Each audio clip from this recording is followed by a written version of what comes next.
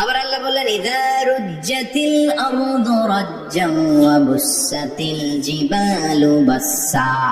কিয়ামতের এই বিকট শব্দটা যখন ইসরাফিল ফেরেশতা দিয়ে ফেলবে, তারাগুলো ছিন্ন বিচ্ছিন্ন হয়ে যাবে, ছিটকে পড়বে, আকাশ সংকুচিত হয়ে যাবে।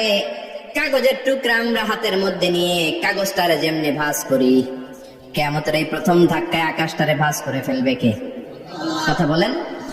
ইয়াউমা নাতবিস সামাআ কাতাইয়িস সিজিল্লি লিল কুতুব।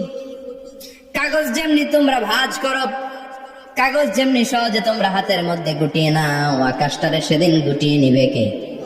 فإذا برق البصر وخسف القمر وجمع الشمس والقمر يقول الإنسان أين المفر। সেদিন মানুষের চোখ হবে ছানা বড়া, চন্দ্র সূর্যে কোনো আলো নাই, দিক বিদিক পেরেশানের মতো মানুষ দৌড় দিবে, আর সবার মুখে একটাই চিৎকার, আইনাল মাফার, ওয়ার দ্য ওয়ে আউট, জামু কই? সব জায়গায় একই অবস্থা। কথা কন।